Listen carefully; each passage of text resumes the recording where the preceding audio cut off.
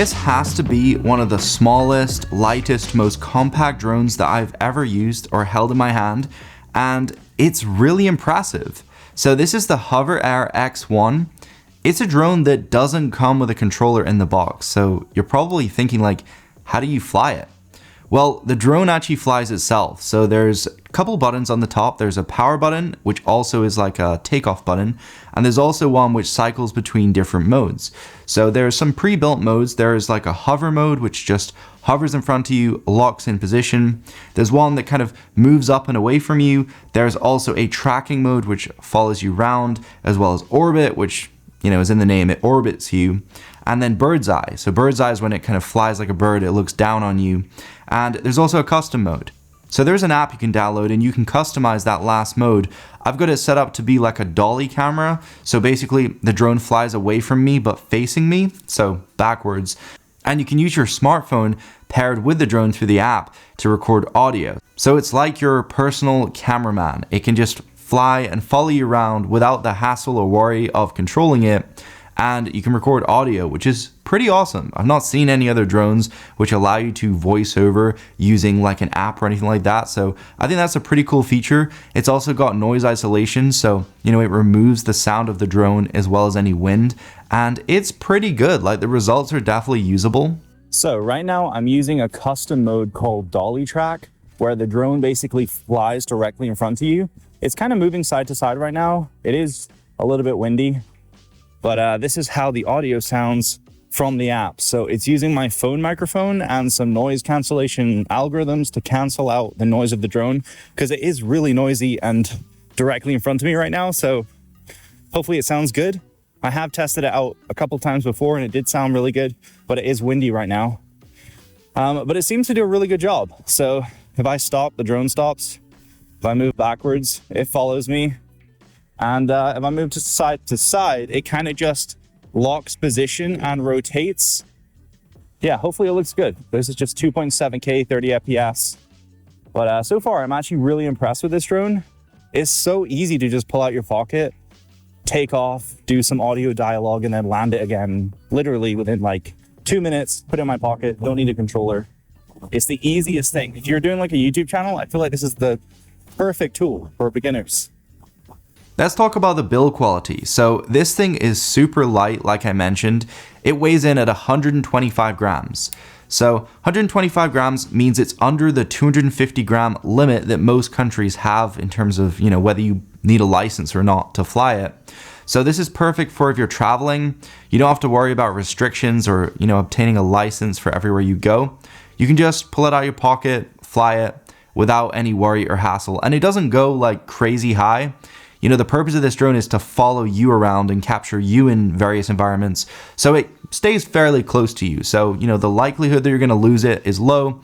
Even if it did crash, it's going to be, you know, not far away, so you can go get it. And there's this really nice sort of cage around the blade. So when it bumps into things, it doesn't stop the propellers and then fall like most drones. It kind of just knocks off of them and continues flying. But obviously when it does, you know, detect a collision, it automatically lands, but at least it doesn't crash land like most drones, which is pretty nice to see. So you don't have to worry about anything like that. There isn't a lot of sensors on this drone, so, you know, you only really have the camera, which is what it primarily uses for pretty much everything apart from landing. So underneath you have a sensor here, which detects when your hand is put out. So when it detects the palm of your hand, the drone will actually align itself up with your hand and descend and land. And because it's so small, you can just grip it. I've got pretty big hands, but you can easily grip this thing with one hand and it just folds in half like that. So really great for, you know, if you want to fit it in your backpack, if you want to even put it in your pocket, you can do that. I was walking around, I went to the gym and I put it in my jacket pocket, almost forgot it was there. And on my walk home, I was like, oh yeah, I can just pull the drone out, press one button and it follows me and films me. And I don't have to worry about setting it up or getting my phone out and plugging it into a controller. I just press one button. How unbelievable is that? But the whole thing is made of plastic. The cage part I mentioned is more of like a flexible plastic, so I feel like it's made to sort of absorb shocks. And this main part, which is the brain, that bit is is very solid plastic.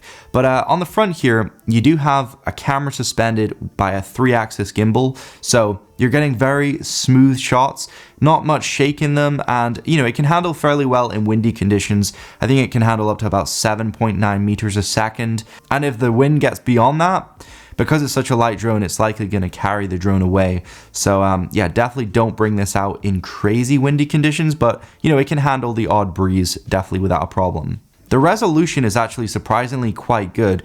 So in terms of video mode, you're getting 2.7K at 30 FPS.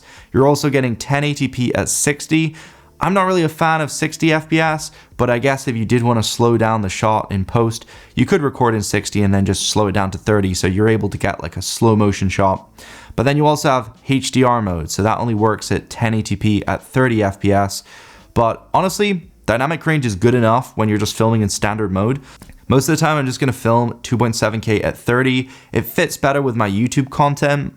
And personally for me, I'd rather have extra pixels in case I want to like crop in. Say I want to post on my story and I want to make it vertical, then you could go ahead and crop in. And if you select vertical mode inside the app, it just crops in digitally. So there is no vertical mode per se. This is the first time in months that it's not raining. So I feel like it's a good day to fly this drone, capture some nice sunny shots, and just try it out with you guys to show you what's possible with such a small, compact, light drone. So I'm gonna first just try the follow mode. So let's go select that. Custom. Hover. Zoom out. Follow. Follow mode. I quite like how it audibly tells you everything that's going on with this drone, considering you don't have a screen or a controller. It's nice to know what's actually going on inside of this, inside the brain. So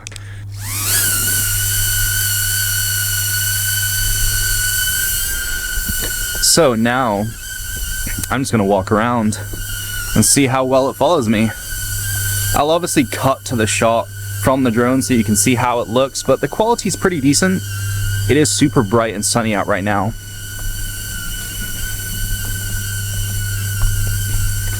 But something really cool is this drone actually doesn't have many sensors. It has this thing called VIO, which is like visual inertial odometry. And that sounds like a bunch of jargon, but basically it's 3D generating the environment around it. Let me land this thing.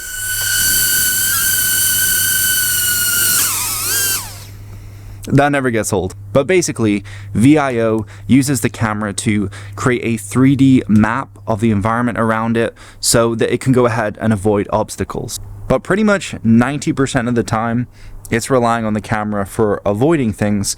And yeah, it works about 90% of the time as well.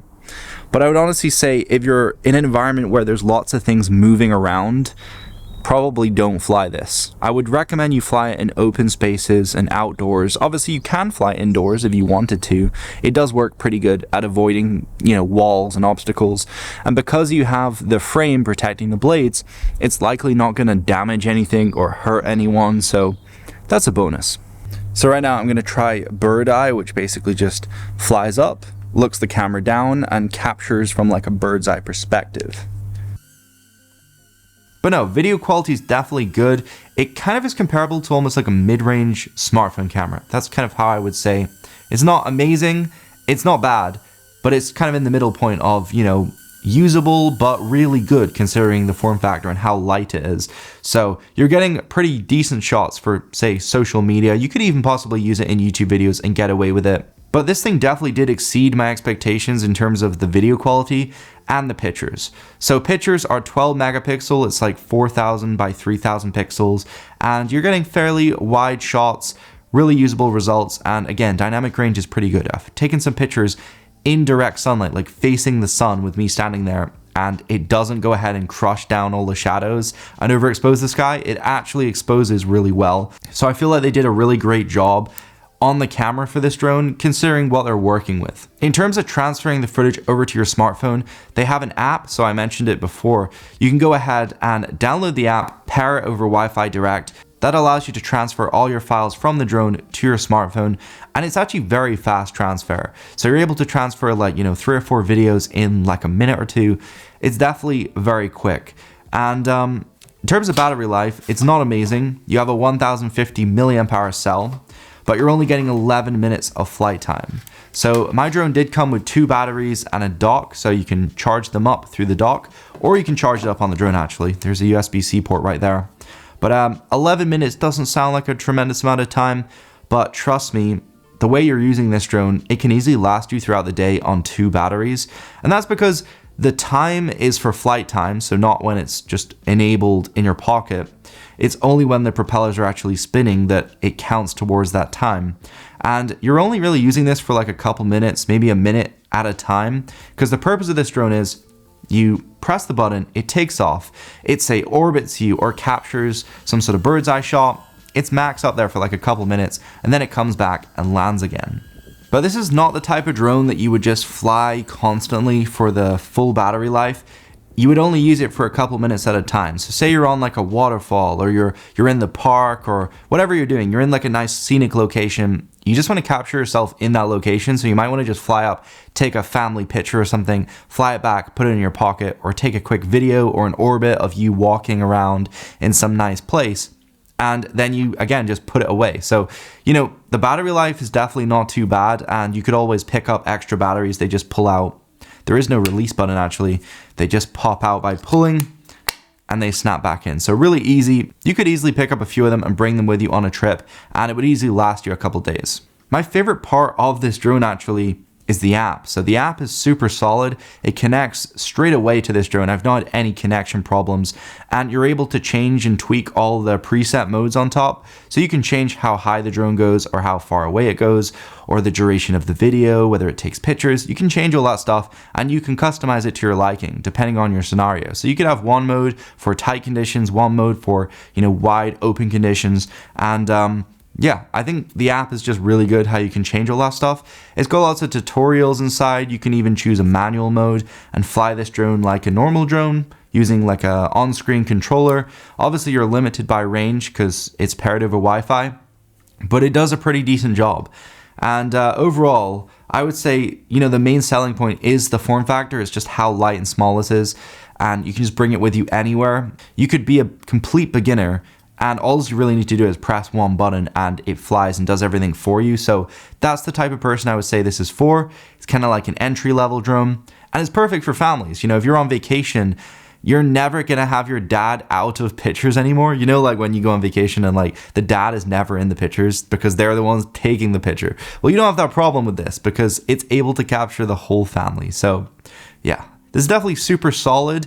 It's definitely for a different audience to a normal drone, but I feel like it does have a massive user base. Like I feel like there's a lot of people that want the drone type shots, but they just don't want a drone per se, just because of it's complicated, it's a hassle with licensing and the regulations. So I feel like this sort of overcomes all the problems that most drones have, and it does it in like a really small, nice form factor that's easy to use. So if you are interested in picking this up, I'll leave all the links and details down below in the description. And if there's any sales or deals going on, you know, I'll put them down there as well, just to help you guys out. But thank you so much for watching. Let me know what you think about this drone. Would you pick one of these up? I'm super curious to know. But yeah, if you have enjoyed this video, definitely do subscribe down below, as well as smash the like button, and I will see you guys in the next one. Peace.